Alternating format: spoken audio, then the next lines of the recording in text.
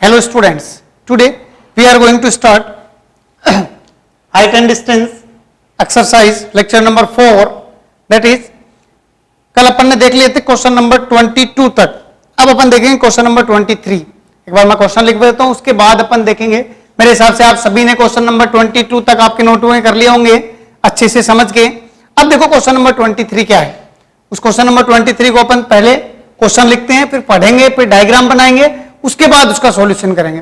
देखो क्वेश्चन क्या है। Question is a man on the deck of the ship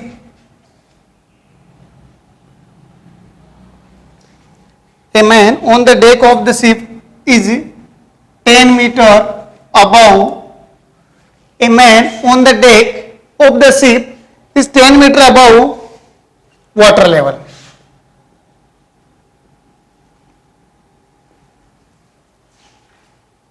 A man on the ship on the deck of the ship is 10 meter above water level. He observes, उसने कुछ observe किया. He observes that the angle of elevation of the top of hill, angle of elevation of top of hill is 60 degree, and the angle of depression of the base is 30 degree. जो angle of depression of base था वो कितना है, 30 degree. अब देखो आगे, then find the distance of the hill from the ship and height of the hill height of the hill. अब देखो आपको क्या दे रखा है. एक डेक दे रखा है, डेक ऑफ शिप. एक आदमी है. देखो अपन पूरा क्वेश्चन पढ़ते हैं, उसके बाद सॉल्यूशन स्टार्ट करेंगे. A man on the deck of the ship is 10 metre above the water level. देखो डेक ऑफ द शिप आपने बहुत सारे सॉन्ग्स में देखी होगी. जैसे ये आपकी कोई ये वाटर है, ये यहां पे शिप जा रहा है, तो आगे कुछ निकला हुआ था, ऐसे होता है. यहां पे वो मैन स्टैंडिंग कर रहा है. ये जो है ये वाटर से कुछ लेवल अबव होता है, तो उसने कहा है ये जो है इसकी कुछ हाइट दे दी. ठीक है, ये आपका डेक हो गया. अब देखो उसने बोला deck of the ship is 10 metre above the water level. मैंने कहा ये मेरा वाटर का लेवल था, तो यहां से 10 मीटर अबव ये यहां पे एक मैन स्टैंडिंग कर रहा है ए बी. ठीक है, ये कितना दे रखा है उसने, 10 मीटर. यहां ए पे एक मैन स्टैंड है. He observe that angle of elevation of the top of hill is 60 degree. Means यहां पे कहीं हिल है, और ये एंगल ऑफ एलिवेशन कितना दे रखा है उसने, 60 डिग्री हो गया. यस और नो. ये हिल हो गई सी डी, और ये पॉइंट हो गया ई. ठीक है, angle of elevation of top of hill is 60 degree and angle of depression of the base is 30 degree. ये इसका हिल का बेस होगा, ये कितना होगा, 30 डिग्री. ये बेस हो गया. ये तो 10 है. देखो ये आपने h मान लिया, और ये क्या हो गया, x. Find the distance of the hill from the ship. Means आपको कौन सी ये डिस्टेंस निकालनी है, BD और AE तो इक्वल होगा, तो ये भी कितनी है, x. And height of the हिल, और आपको हिल की हाइट निकालनी है. हाइट ऑफ द हिल कितनी होगी, 10 प्लस h. डायग्राम समझ में आ गया. देखो एक मैन स्टैंड कर रहा था, इसने एंगल ऑफ एलिवेशन बनाया हिल से और उसके बेस से, टॉप से और उसके बेस से डिप्रेशन एंगल बना दिया. यहां तक क्लियर है. अब देखो सॉल्यूशन स्टार्ट करते हैं अपन इन ट्राइंगल. सबसे पहले ये ट्राइंगल ले लूं मैं, AEC. सीई अपॉन एई, सीई अपॉन एई जो है वो कितना हो गया 1060 हो गया। क्या देखो देखे एच सीई कितना दे रखा है एच अपॉन ए दे रखा है एक्स 1060 कितना होता है √3। एक्स को उधर ले जाओ देखो H is equal to √3 of X. ये आपकी क्या होगी फर्स्ट इक्वेशन। क्लियर है यहां तक। अब देखो आगे ट्राइंगल दूसरा लेते हैं अपन। नेक्स्ट देखो इन ट्राइंगल। अब देखो ए ई डी ले लो, ये 90 डिग्री बन रहा है ए ई डी। अब देखो ए ई डी ट्राइंगल लिया आपने तो यहां से देखो DE upon A E that is equal to perpendicular upon base. Angle के सामने वाला परपेंडिकुलर, ये base perpendicular upon base, Pandit Badri Prasad upon हर हर बोले दैट इज 1030 डिग्री। इसको आगे मैंने सोल्व किया तो देखो डी कितना है 10 upon X that is equal to 1030 कितना हो गया 1 अपॉन √3। क्रॉस मल्टीप्लाई किया एक्स कितना आ गया आपका 10√3 मीटर। यस और नो 10√3 मीटर मींस एक्स का वैल्यू कितना आया आपका 10√3 मीटर। अब ये तो एक्स का आ गया आपके पास वैल्यू, आपको किसका वैल्यू और चाहिए हाइट और चाहिए तो एच निकालेंगे अपन। यहां पे लिखूंगा मैं फ्रॉम इक्वेशन फर्स्ट, पहली इक्वेशन में से देखो ये रही H equals to √3 into X की value 10√3 H equals to 3 into 10 कितना हो गया H equals to 30 metre. Clear है यहां तक। बट अभी भी हाइट नहीं आई, आपने यहां लिखा height of hill that is equal to height of hill कितना होगा DE plus CE that is DE plus CE that is equal to 10 प्लस 20 कितना आ गया 30 मीटर। तो हाइट ऑफ द हिल कितना आएगा 10 प्लस सी कितना आता 30 तो हाइट कितना आ गया आपका 40 मीटर। हाइट कितना आ गया हिल का 40 मीटर और डिस्टेंस कितनी आ गई 10√3 मीटर। क्लियर है। अब देखो इसको आप उतार लो, you can note it down. हो गया। नेक्स्ट क्वेश्चन पे चलें। चलो नेक्स्ट क्वेश्चन देखते हैं। देखो क्वेश्चन बहुत इजी है, आपको केवल डायग्राम बनना चाहिए, डायग्राम बनते ही क्वेश्चन हो रहा है। अब देखो नेक्स्ट क्वेश्चन है दैट इज क्वेश्चन नंबर 24। देखो 24th क्वेश्चन क्या है 24th क्वेश्चन ए वर्टिकल स्ट्रेट ट्री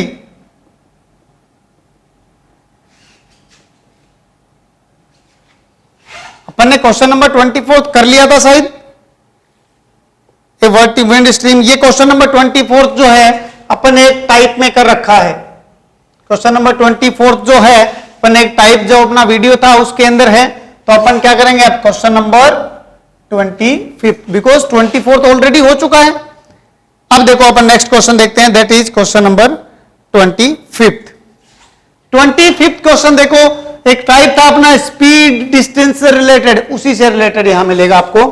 देखो क्या है ए straight highway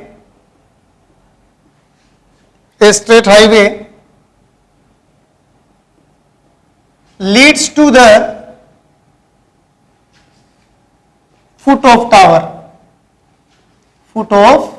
tower।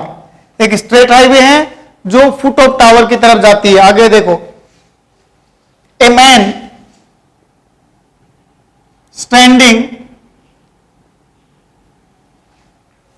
Standing at the top of tower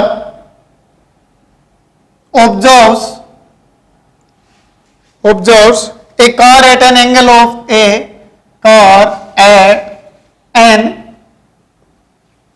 of depression car at an angle of depression of 30 degree which is approaching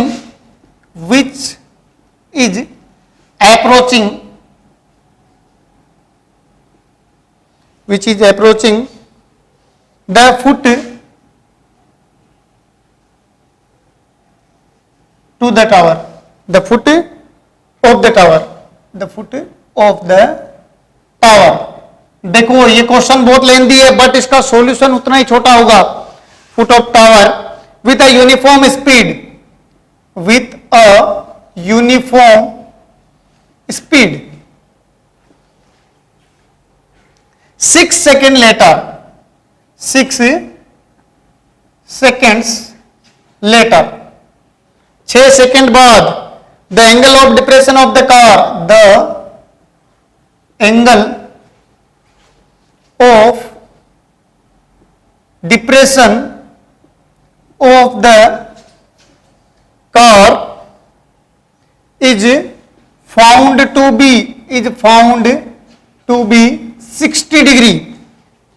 Find the time taken by the car, find the time taken by the car to reach the foot of the tower, to reach the foot of the tower from this point. This point means angle of depression वाला, from this point. This point means जो आपका angle of depression वाला जो था point, उस point से means car कितना time लेगी. अब देखो सबसे पहला काम है क्वेश्चन को अच्छे से पढ़ना. आप लोग क्वेश्चन को एकदम अच्छे से पढ़ो. देखो a straight highway leads to the foot of the tower. एक टावर है, देखो डायग्राम अच्छे से बनाएंगे अपन, क्वेश्चन मिटा देंगे बाद में क्योंकि अपना काम हो जाएगा. एक स्ट्रेट हाईवे है जो टावर के फुट तक जा रही है, ये हो गई. ठीक है, क्लियर है. अब आगे a man standing at the top of tower. एक मैन यहां स्टैंड कर रहा है, खड़ा है, मींस इसको मैं कुछ नाम दे दूं ए बी सी. एक आदमी है जो वहां खड़ा है ए पॉइंट पे और ऑब्जर्व कर रहा है कि एक कार इस पॉइंट पे चल रही है, यहां से चल रही है इधर. तो वो एंगल ऑफ डिप्रेशन जो बना रही है वो कितना बनाया उसने, 30 डिग्री. यहां तक कोई डाउट है किसी को? कोई नहीं. चलो आगे. Which is approaching the foot of the tower, जो फुट ऑफ द टावर की तरफ आ रही है विथ अ यूनिफॉर्म स्पीड के साथ. 6 सेकेंड लेटर, 6 सेकेंड के बाद the angle of depression of the car is found to be 60 degree. Means 6 second के बाद वो कार कहीं यहां आ गई, ये पॉइंट हो गया मेरा डी. और अब जो ये एंगल ऑफ डिप्रेशन बन रहा है ये कितना बन रहा है, 60 डिग्री. क्लियर है यहां तक? आगे देखो, यहां से यहां तक टाइम कितना लगा उसको, 6 सेकेंड. ये अपन बाद में देखेंगे. आगे the angle found to be, find the time taken by the car to reach the foot of the tower from this point. Means इस डी पॉइंट से बी तक पहुंचने में कितना टाइम लेगी कार. अब देखो मैंने कहा ये मेरा एक्स हो गया, ये सॉरी एच हो गया, ये मेरी डिस्टेंस एक्स हो गई, ये मेरी डिस्टेंस वाई होगी. वो अगर 30 है तो ये भी कितना डिग्री, 30. अगर वो 60 है तो ये भी कितना डिग्री हो जाएगा, 60. यहां से यहां तक आने में टाइम जो है वो कितना लगा, 6 सेकेंड्स. यहां तक क्लियर है? क्वेश्चन में जो जो जानकारी थी, जितनी आप जानकारी ले सकते थे आपने वो सारी जानकारी ले ली. अब क्वेश्चन किसी काम का नहीं. ठीक है, देखो आप लोग इसको, अगर कोई किसी के पास बुक नहीं है तो स्क्रीनशॉट ले लो, मैं अभी क्वेश्चन मिटाऊंगा बिकॉज थोड़ा सा लेंदी होगा इसका सॉल्यूशन जो है. अपने को 2 ट्राइंगल लेने, लेंदी तो नहीं होगा बट अगर अपने पास जगह है तो अपन कर सकते हैं. ठीक है, तो टेक स्क्रीनशॉट. ओके, अब देखो क्वेश्चन आपने पढ़ लिया, पूरा क्वेश्चन समझ लिया आपको करना क्या है. अब केवल आपको करना है, क्वेश्चन भी हो गया, आपके पास डायग्राम है, सबसे बड़ी चीज आपके पास डायग्राम है। अब देखो मैं यहां पे लिखूंगा in triangle A B D, पहले ट्राइंगल के, यहां से एच भी अननोन है, एक्स भी अननोन है, दिया हुआ तो कुछ है ही नहीं, केवल टाइम दे रखा है, वो कितना है 6 सेकेंड, उसके अलावा कुछ ही नहीं दे रखा। तो मैं क्या करूंगा, देखो इस ट्राइंगल में और इस ट्राइंगल में एच दोनों में कॉमन आ रहे हैं, तो मैं एच का वैल्यू लेके रिप्लेस कर देता हूं, एच को तो रिप्लेस करूं। तो देखो मैंने क्या किया, A B upon B D is equal to perpendicular upon base. What is perpendicular upon base? tan theta, that is tan 60 degree. Perpendicular h upon B D X, that is √3। यहां से h का value कितना आया, x √3। ये मेरी first equation होगी। Clear है यहां तक? एक ट्राइंगल से फर्स्ट इक्वेशन, दूसरे से सेकंड तो आएगी। उसके बाद देखो again in triangle A B C, in triangle A B और सी क्या किया मैंने, A B upon B C, A B upon B C लूंगा। A B upon B C is equal to tan 30 होगा क्या, यस और no? A B upon B C equal to क्या हो गया, tan 30। तो देखो ए बी कितना है h, बी सी कितना हो गया x प्लस वाई, tan 30 कितना हो गया 1/√3। यहां से आपने फिर से h का वैल्यू निकाला, that is x plus Y upon √3। ये आपकी इक्वेशन आ गई सेकेंड। यहां तक किसी को कोई आपत्ति है क्या? अब देखना कितना सिंपल क्वेश्चन हुआ है, आप सोच भी नहीं सकते। देखो इधर by comparing first and second, first and second को आपने कंपेयर किया।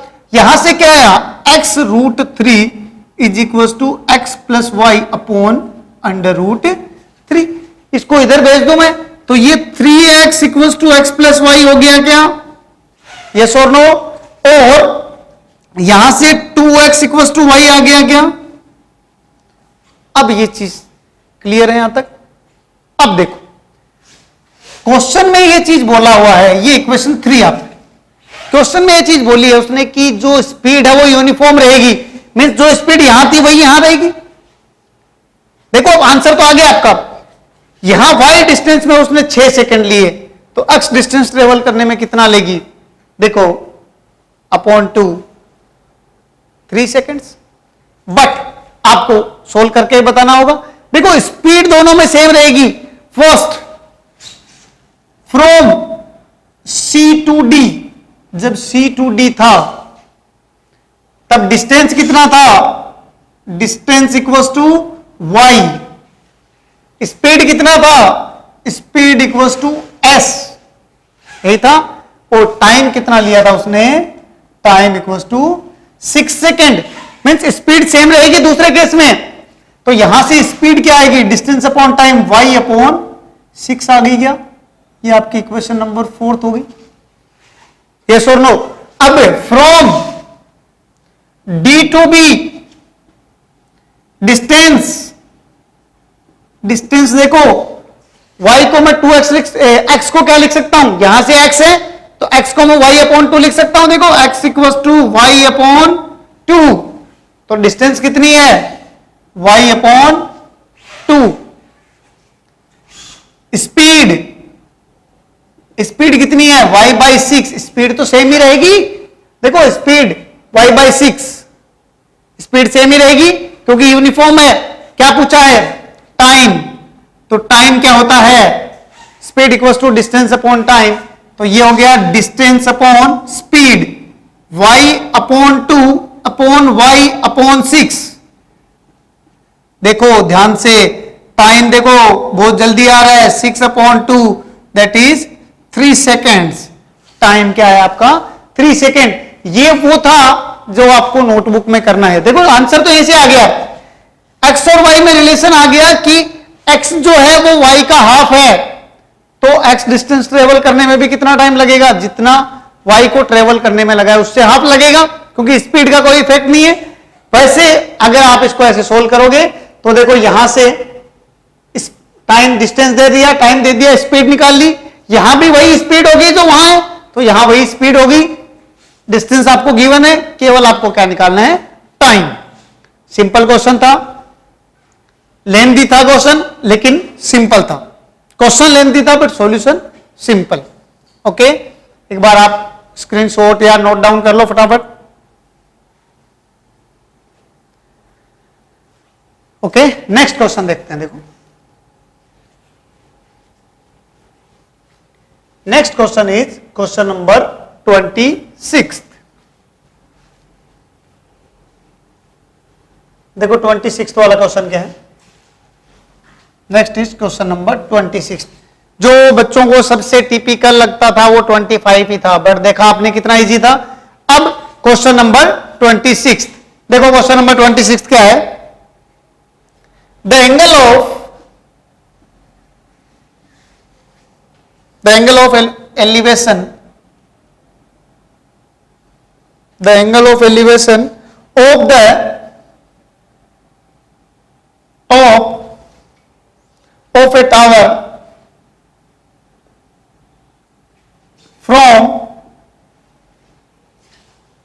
2 points at a distance 4 meter and 9 meter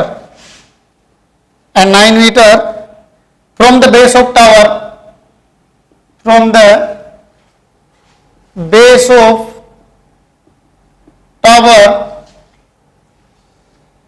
in the same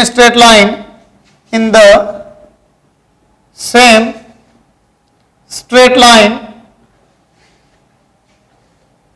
are complementary.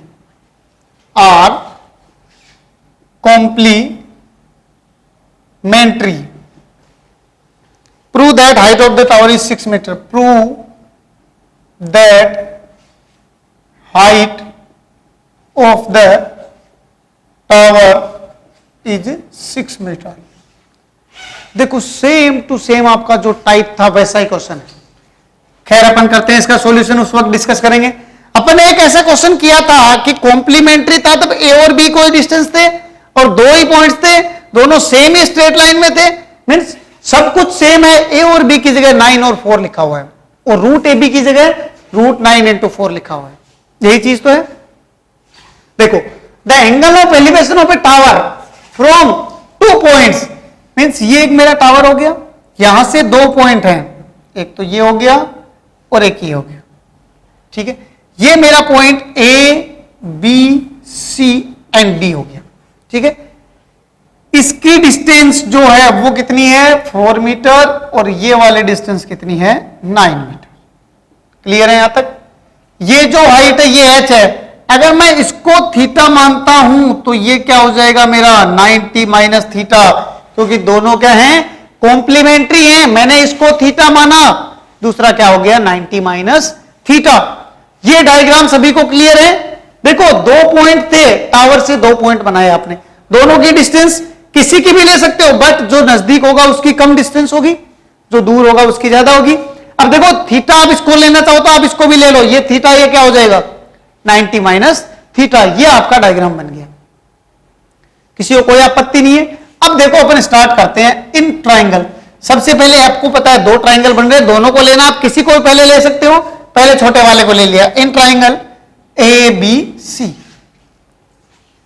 Perpendicular upon base use करोगे, that is A B upon B C, that is equal to theta क्या आपका tan theta होगा, tan of 90 minus theta. अब देखो यहां पे मैं change नहीं कर रहा हूं इसको। पिछली बार जब अपन 90 माइनस थीटा किया था तब किसी स्टूडेंट का कमेंट था कि सर इसको अगर आपने चेंज कर दिया कोट में तो वापस tan में क्यों चेंज किया। सही बात थी उसकी, भाई जब अपन ने tan को कोट में चेंज कर दिया फिर कोट को वापस चेंज कर रहे हैं। बट देखो यहां पे अपन चेंज नहीं कर रहे हैं, ये ए बी क्या है h, बी सी क्या है 4। अब देखो यहां पे अपन चेंज नहीं करेंगे, ये जो लिखी हुई टर्म है ऑटोमेटिकली चेंज होगी। अपन जब चेंज करेंगे तो रिवर्स लेंगे। यहां तो ये थीटा की फॉर्म में लानी है आपको वैल्यू, थीटा की फॉर्म में कब आएगी, जब tan 90 माइनस थीटा का आप आइडेंटिटी अप्लाई करोगे। क्योंकि टेन 90 माइनस थीटा कहीं भी लिखा हुआ हो वो किस में चेंज हो जाएगा, कोट में। इसमें अपन कुछ कर नहीं सकते, कोट थीटा। क्लियर है यहां से? तो ये आपकी इक्वेशन आ गई फर्स्ट। ठीक है, अब देखो सेकेंड, इन ट्राइंगल, दूसरा ट्राइंगल ABD, ABD ट्राइंगल हो गया। यहां से again AB upon BD that is equal to tan theta, perpendicular upon base. AB कितना है H अपॉन BD कितना है 9 is equal to how much, tan theta. ये आपकी इक्वेशन क्या होगी, सेकंड। अब देखो मैंने कुछ किया और वो कुछ क्या किया कि फर्स्ट इक्वेशन को सेकंड से मल्टीप्लाई कर दिया इस बार। अगर आपको ये कंफ्यूजन है कि कोट को 10 में क्यों चेंज किया ऐसा, तो मैंने फर्स्ट इक्वेशन को सेकंड से मल्टीप्लाई कर दिया। ऐसे कर लेंगे, अपने को तो आंसर लाना है, कैसे भी लाओ।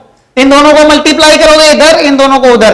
देखो h upon 4 multiply h upon 9, LHS वाले को LHS से मल्टीप्लाई करते हैं, equals to cot theta into tan theta. देखो देखें, हो गया। ये कितना होगा h स्क्वायर अपॉन 36। अब ये तो पता है ना, cot theta into tan theta 1 होता है, वरना इसको भी ऐसे लिख लो 1 upon tan theta into tan theta 1 हो गया। 36 को उधर भेज दो, h square equals to 36, h equals to कितना आ गया 6 मीटर, 6 मीटर। ये आपका क्या आ गया h, आपने प्रूव कर दिया, हेंस प्रूव्ड। आया समझ में? देखो पहले आपने एक ट्राइंगल लिया, फिर दूसरा ट्राइंगल लिया, दोनों की इक्वेशन को मल्टीप्लाई कर दी और आपको आंसर मिल गया। चलो लिख लो ये क्वेश्चन। नेक्स्ट देखो question number 27।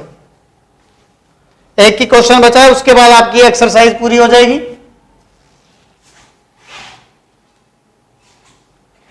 Question number 27, A tower and a building on the opposite sides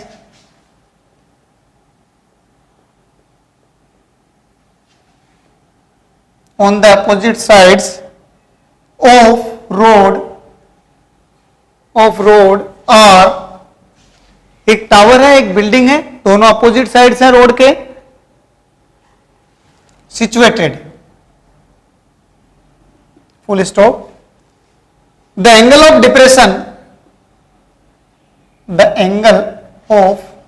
depression, इस क्वेश्चन को देखो ध्यान से पढ़ना आप। The angle of depression from the top of tower, from the top of the tower. अगर आप इनके क्वेश्चंस का डायग्राम बनाना जानते हो तो जो स्टूडेंट इंटरेस्टेड है उसके लिए बहुत इंटरेस्टिंग क्वेश्चन है। The angle of depression from the top of tower at the roof,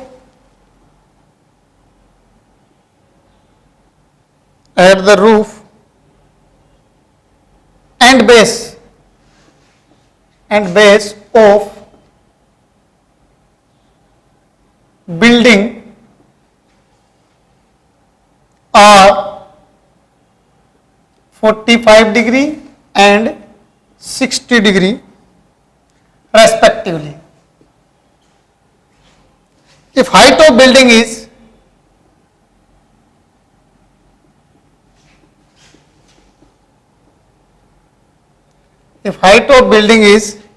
12 meter, then find height of tower. यहां पे आपको √3 इक्वल्स टू 1.732 लेना है। एक बार क्वेश्चन को पढ़ो सभी, जिसके पास बुक हो और जिसके पास नहीं है वो भी। देखो एक टावर और एक बिल्डिंग, एक बार अपन क्वेश्चन पढ़ेंगे फिर डायग्राम बनाएंगे। देखो ये क्वेश्चन रियल में इंटरेस्टिंग क्वेश्चन है, ऐसा लगता है कि लेवल का क्वेश्चन है थोड़ा बहुत, क्योंकि इसके अंदर कुछ हटके दिया गया है। अभी तक अपन ने जो देखा उनमें से नहीं है, थोड़ा सा हटके है। अगर आप डायग्राम बनाते हो तो बहुत इंटरेस्टिंग डायग्राम बनेगा। देखो a tower and a building are opposite sides of a road are situated, एक टावर और एक बिल्डिंग दोनों अपोजिट साइड में सिचुएटेड है। The angle of depression from the top of tower, अपन ने देखा angle of depression from the top of tower means इस बार क्या है, टावर के टॉप से बिल्डिंग के रूफ पे और बेस पे दोनों जगह एंगल ऑफ डिप्रेशन बन रहा है और बिल्डिंग की हाइट दी हुई है। तो देखो क्वेश्चन तो बहुत सिंपल है, लेकिन इंटरेस्टिंग क्वेश्चन है, ये जरूर है। देखो मैंने कहा ये मेरा टावर है और ये मेरी बिल्डिंग है, ठीक है। यहां तक ये जो टावर है ये हो गया ए बी सी और डी। ये जो है ये 12 मीटर है, ये उसने दे रखा है अपने को, बाद में दे रखा है बट दे तो रखा है। अब उसने ये कहा है कि देखो यहां से एंगल ऑफ डिप्रेशन बनेगा तो ये इस लेवल से आएगा। उसने ये कहा कि एंगल ऑफ डिप्रेशन इसकी छत से और एंगल ऑफ डिप्रेशन इसकी बेस से, ये तो कितना बना रखा है 45 डिग्री और ये कितना बना रहा है 60 डिग्री। यही बताना चाह रहा है क्या? देखो इसकी रूफ पे तो कितना बनाएगा 45। देखो अगर आप एंगल में कंफ्यूज होते हो कि कौन सा 45 बनेगा कौन सा 60, तो जो छोटा एंगल बनेगा देखो यहां से दिखाई दे जाएगा, ये बड़ा बन रहा है तो बड़े वाला एंगल आएगा और ये छोटा बन रहा है तो छोटे वाला एंगल आएगा। देखो एंगल में कभी कंफ्यूज मत होना, कई बार लैंग्वेज में एंगल कंफ्यूज कर देता है। कभी आप लोग ऐसे मत कर देना कि इसको तो 45 कर दो और इसको 60 कर दो, जो मैथ्स में पॉसिबल ही नहीं है वो काम मत कर बैठना कभी।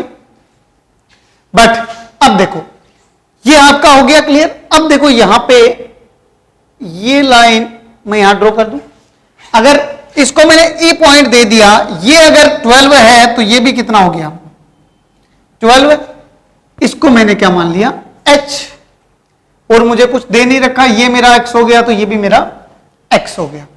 यहां तक क्लियर है क्या? मुझे जो कैलकुलेट करना है h + 12 कैलकुलेट करना है। अब देखो मैं स्टार्ट करता हूं। इन ट्राइंगल अपन एज यूजुअल कौन सा ट्राइंगल लेते हैं, ये वाला, बट इसका एंगल नहीं है तो देखो ये क्या होगा 45 और ये कितना हो गया 60। अब देखो पहले ये ट्राइंगल यूज ले लो मैं 45 डिग्री वाला, ध्यान रखना कहीं भी 45 डिग्री आ जाए किसी भी ट्राइंगल में तो आप ऑलवेज 45 डिग्री वाला ही यूज करें। उसका रीजन क्या है अभी देखेंगे अपन। In triangle A E D, उसका रीजन ये होता है क्योंकि 10 45 1 होता है तो आप अननोन वेरिएबल के अंदर रिलेशन इजीली एस्टेब्लिश कर पाओगे। देखो DE upon AE, perpendicular upon base क्या होता है 10 45 डिग्री। यहां से DE H AE X equal to 1, यहां से एच इक्वल टू क्या आ गया एक्स। फर्स्ट इक्वेशन आ गई आपकी।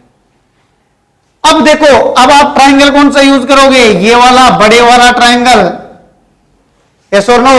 यहां पे आपने लिखा in triangle DBC, DBC DC upon BC is equal to 1060 होगा क्या? अगेन परपेंडिकुलर अपॉन बेस, देखो ये परपेंडिकुलर ये बेस 1060 हो गया। डीसी क्या है आपका 12 प्लस एच अपॉन बीसी क्या है, देखो अपन ने कौन सा ट्राइंगल लिया है डीबीसी। डीबीसी ट्राइंगल में देखो परपेंडिकुलर अपॉन बेस, परपेंडिकुलर क्या है 12 plus H upon base X equals to 1060। 1060 क्या होता है √3, ये मैंने लिख दिया √3। यहां से देखो 12 plus H equals to √3x, यहां पे मैं लिख सकता हूं from equation first, from equation first देखो 12 plus H equals to √3h। Yes और नो, h को उधर ले जाओ, 12 equals to √3h minus h। Clear है यहां तक? अब देखो एक बार नोट डाउन कर लो इसको, इसके आगे अपन करते हैं। हो गया नोट डाउन? जैसे ये हो गया, अब देखो आगे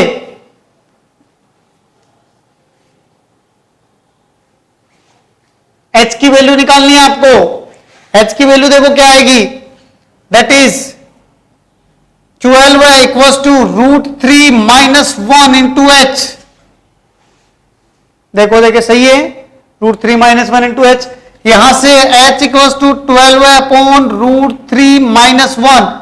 आपको पता है इधर ये नहीं रह सकता, तो आपने क्या किया, h equal to 12 upon √3 - 1 into √3 + 1 upon √3 + 1 rationalise कर दिया आपने। h equal to 12 into √3 + 1 upon 3 - 1। देखो क्या आएगा आगे,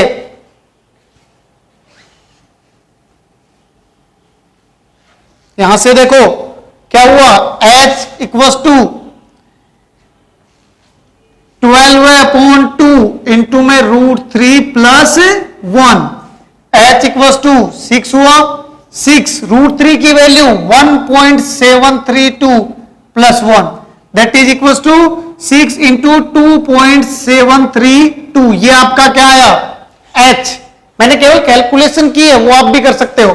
देखो 12 है, 18, 42, 12 है, 1 2 3, आपका h कितना आया, 16.392।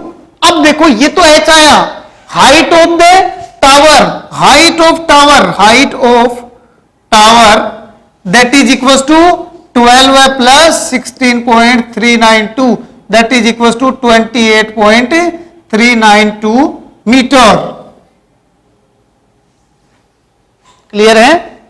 ओके, वन नोट डाउन कर लो। नेक्स्ट क्वेश्चन देखते हैं अपन, that is last question of your exercise,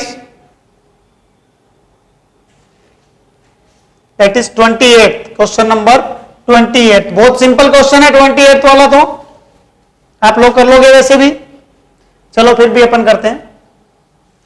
question number 28, देखो 28 वाला क्वेश्चन क्या है। ओके, अब देखो question number 28 that is last question of your exercise. If angle of elevation, if angle of elevation of sun changes from 30 degree to 60 degree, then at these angles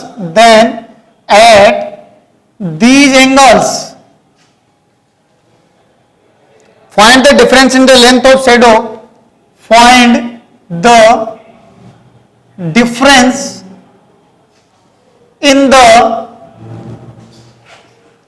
length of shadow of 15 metre high pillar. अब देखो आपको difference निकालना है 15 metre high pillar का, that is solution देखते हैं। सबसे पहले angle of elevation of sun changes from 30 degree to 60 degree, then at these angles find the difference of. देखो लास्ट से उठाते हैं अपन, एक 15 मीटर हाई पिलर है, हो गया। यहां पे फॉर एग्जांपल पहले सन यहां था, तब इसने कितना एंगल बना रखा था, 30 डिग्री। ये ए बी ओ सी, और इसकी हाइट कितनी है, 15 मीटर। क्लियर है यहां तक? अब देखो इसने कहा कि ये जो एंगल है वो चेंज हो गया अब आगे 60 डिग्री पे, तो ये जो डिफरेंस है यही तो आपको निकालना है। अगर ये बी डी हो गया, मैं B C minus B D कर दूं तो मेरे पास ये डिफरेंस आ जाएगा, यस और नो? इसको मैंने एक्स माना, ये मेरे पास क्या हो गया, वाई।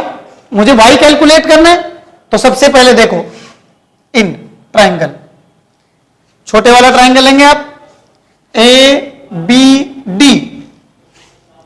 देखो A B upon B D is equal to 1060 हो गया। Perpendicular upon base, A B कितना दे रखा है, 15 upon B D X that is √3। यहां से x इक्वल टू कितना आ गया, 15 अपॉन √3। ये आपकी फर्स्ट इक्वेशन हो गई। अगेन देखिए आप इन triangle A B C, ABC triangle में देखो A B upon BC that is equals to tan 30, yes or no? Perpendicular upon base. अब देखो यहां से AB कितना है 15 अपॉन BC कितना है x plus y that is equal to 1 upon √3। ठीक है यहां तक। अब देखो 15 √3 that is equal to x plus Y हो गया क्या? देखो क्रॉस मल्टीप्लाई किया, जैसे क्रॉस मल्टीप्लाई हुआ 15 √3 इज इक्वल टू x का वैल्यू क्या आएगा from equation first 15 upon √3 plus y, यहां लिख दो फ्रॉम इक्वेशन फर्स्ट। क्लियर है यहां तक?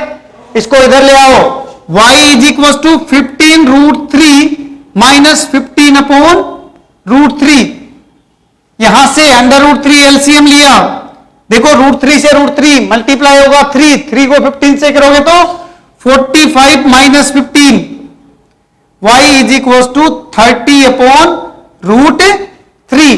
क्या करोगे आप अब y equal to 30 upon √3 multiply √3 upon √3। Clear है यहां तक? क्लियर है? अब देखो थोड़ा सा इधर कर देते हैं उस पार्ट को। यहां पे y इक्वल टू 30 √3 अपॉन 3, यहां 10, तो y इक्वल टू कितना आ गया 10 √3 मीटर। यहां पे आपको ये नहीं बोला हुआ कि यूज √3 इक्वल टू दिस, तो आपका आंसर क्या हो जाएगा 10 √3 मीटर। और आप अगर यहां √3 का वैल्यू पुट करना चाहो तो वो भी कर सकते हो, बट अगर दिया हुआ नहीं है तो वो वैल्यू पुट करने बिना किए भी आपका आंसर सही है। Note it down. ये आपकी एक्सरसाइज कंप्लीट है। इसमें शायद ही कोई डाउट आएगा, फिर भी कोई डाउट हो तो आप पूछ लेना। बाकी आपको एक कंप्लीट नोटबुक के अंदर करनी है। Tomorrow very interesting topic is going to be start, that is coordinate geometry. So coordinate geometry is completely conceptual based topic. We are going to start very slowly that chapter. अपन आराम से उस chapter को करेंगे। तो कल सभी student इसी टाइम पे आए। Okay, thank you.